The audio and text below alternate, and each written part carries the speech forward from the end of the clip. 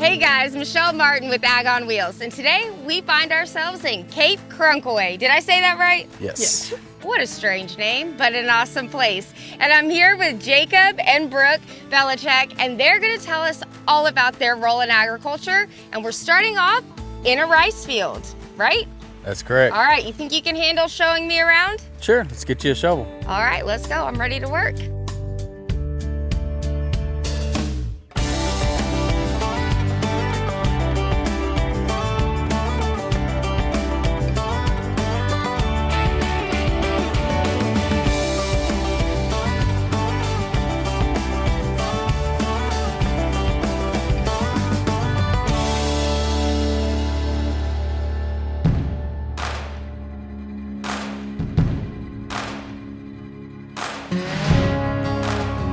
Okay, Jacob, so everyone knows what rice is, but in this area, when is it planted? When is it harvested? Give me all that good info. So we generally plant around the March time frame, March to April, depending on varieties. Weather, of course, plays a big factor in that. Should be harvested in the August time frame. And like this crop will be double crop, so as soon as we're done harvesting, we're gonna go back to a flood, and then we'll be harvesting second crop. Goal is to have second crop harvested by Thanksgiving. Doesn't always happen. We've harvested all the way into late December, early January before. But you know what you're getting for Christmas? Rice. You know, instead of wool, you're getting rice. That's right, work. It's but that's what we love to do. Huge topic, water. Every farmer needs water of some sort. Rice requires a lot of water. Lots of water. Tell me the process. So when we first plant our rice, we first of all pray for rain. Rain brings rice up so much better than a flush. You've got good moisture in the ground, that helps you save you some water. If you don't, and long range forecast shows no rain, buddy, we're putting water on. That planter leaves the field, we got to hurry up and get levees put up, get tarps in, get everything buttoned up and ready for water. Rice loses moisture, yield goes down just like that. God made all these plants to reproduce, right? Well, what are they going to do when they go into stress? They're going to hurry up and reproduce, just like cotton or anything else. Right. Rice has to have water. It needs to be in a standing flood when it's growing like this. Right now at this stage where the rice is, it's already done tillering out. Now it's in a reproductive stage. It has to stay under a flood. It is taking up a lot of water each and every day. We run 10 gallons of water per minute per acre. So easy, quick math, 100 acres, you need 1,000 gallons of water a minute coming out of that well. Well, I forgot my rubber boots, so it's a good thing that the family I'm filming with came prepared. She knew. Yes. You knew who I was.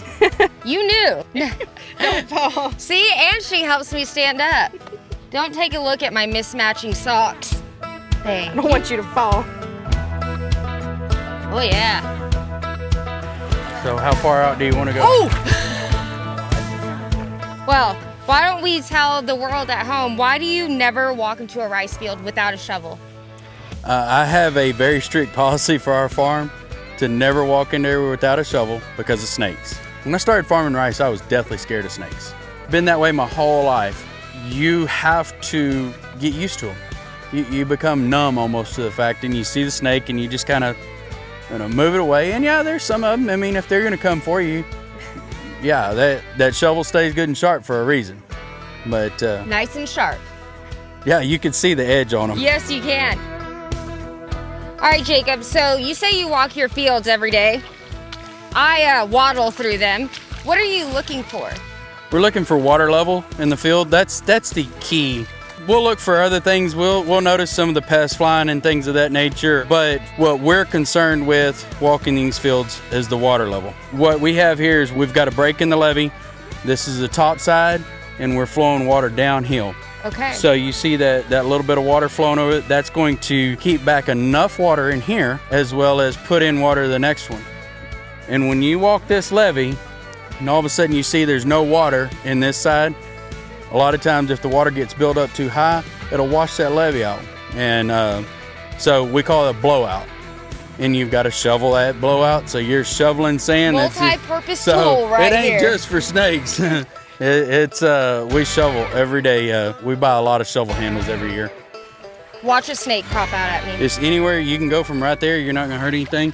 Okay. It's a little bit deeper over here. You're gonna get water in your boots. Yep, already happened. It's all right. So then I just scoop it. Yeah. Just get you a shovel load of dirt. Oh my gosh. There's just water. There. It would take me a very long time. What if I break your shovel? That's all I got. We got more handles. I would be awful at this. It gets better.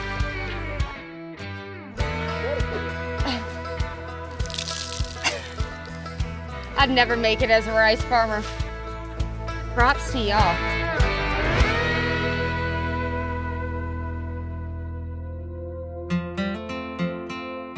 So Brooke, not only are you the jack of all trades when it comes to, running the farm with your husband, but you bring a uniqueness to the farm as well with her rural roots.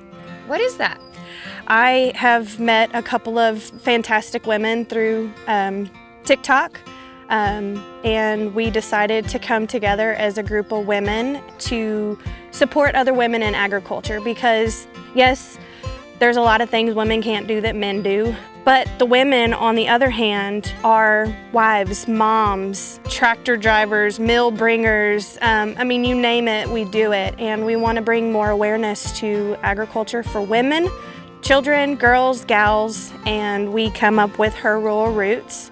We started a Instagram and we just started inviting different women that I thought would be interested in becoming a member or just joining our group. And we want to bring, first and foremost, God into our group. Second, we want to support each other. And third, we want to have a big community of women all alike and share success stories, bad times, meal tips, just anything that helps with everyday life. That's what we want to do. Tell me a little bit about how you and Jacob met, because y'all seem to mesh together very well.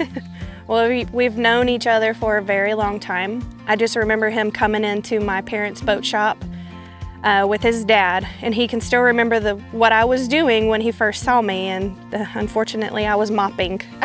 The funny story is he came to the boat shop on a John Deere tractor to bring me a football picture. He brought me one driving a tractor because he wasn't 16 yet.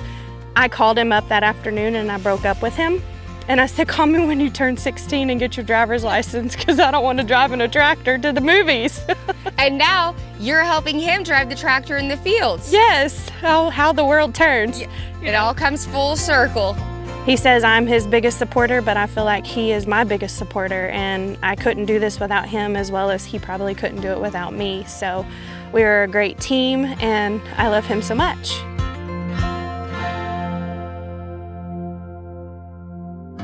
It's such a big struggle. It's hard to put into words. The fear of failing, for one, you're just starting off, and you're not doing this for the hell of it. You're doing it because you want to succeed. You want to grow the crops. You want to do good, And the big fear is paying the bills. You got to pay the bank back. Yeah, we got joked. Well, you first year full-time farming, you picked a great year to start farming. Tell me a good year. What is a good year to start farming? First year was flood. 23 was drought. It's been a struggle. God, it's been a struggle. Trying to figure out how to pay bills is the biggest one.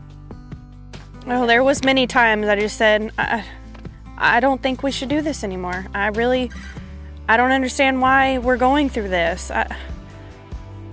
What are we doing? First when we knew in November of 22, when we were looking at things, that things weren't looking real good. It was going to be extremely tough to pay out. It was going to be close. That's when I really figured out that banks, they can really push the numbers. And they can construe you in your mind and you think, oh man, I'm good. We're going to be able to make this work. It's not real numbers, because that just doesn't happen. You're not just automatically going to say, okay, yeah, I'm going to make 2.5 bale cotton next year, and we're going to have cotton at $1.05. Well, we would all love to have 2.5 bale cotton at $1.05, right? But is that a normal year? No.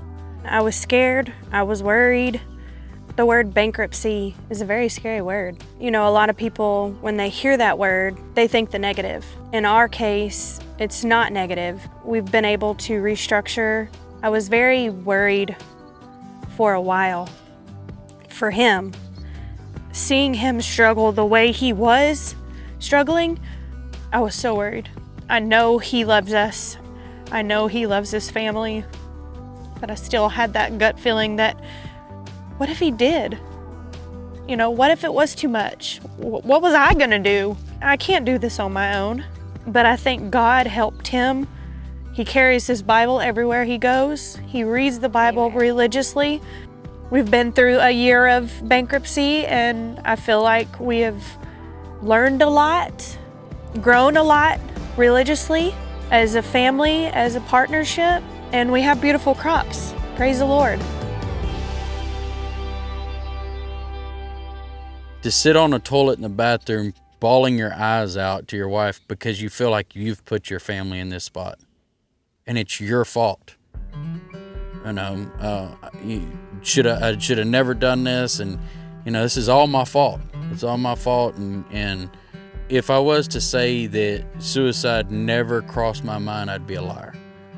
But I couldn't think the thought of what would you do to your family? They're left holding the bag. That's the coward's way out, and you're not a coward.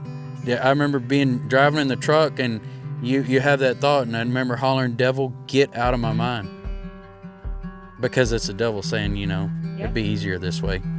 You know, all your troubles are done for. We fought too damn hard to get here. I always knew that I had this beautiful family to come home to. That no matter what, that if I decided we were going to push through it, that she was going to support me. And that I had 3 beautiful daughters looking up to Daddy. We want to have this, if we're blessed with our daughters wanting to come back to the farm, that they have the ability. And you know what you're teaching them? Great work ethic and never to give up. And I think that's one of the most important, you know, lessons we can teach our children, especially in today's world. I think that if you can instill that in your children at such a young age, never to give up, even in the face of adversity, they're going to be set. And they've got great role models. Look at y'all. You got a butterfly on your arm. Hey, look. Aw. Look at the little butterfly. So when we lost our baby, between the oldest and the middle, my grandma brought butterflies over, and we let butterflies go. So now every time we see a butterfly, Every time we see a butterfly, we And we're think of sitting the here baby. talking about kids. And my grandma, she loved butterflies. So it's either the There's baby boy. or my grandma, or both.